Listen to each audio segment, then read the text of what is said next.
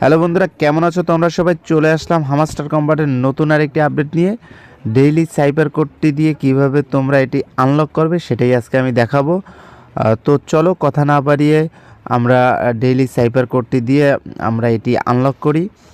তো প্রথমে তোমরা অ্যাপসটা ওপেন করবে। অ্যাপসটা ওপেন করে এই যে ডেইলি সাইফার আছে এটার উপরে প্রেস করবে। প্রেস করার পরে প্রথমে ডট ড্যাশ ডট ডট, এরপরে ডট, এরপরে ড্যাশ ডট ডট, এরপরে ড্যাশ, এরপরে ড্যাশ, এরপরে ডট, এরপরে ডট, এরপরে ডট ড্যাশ ডট।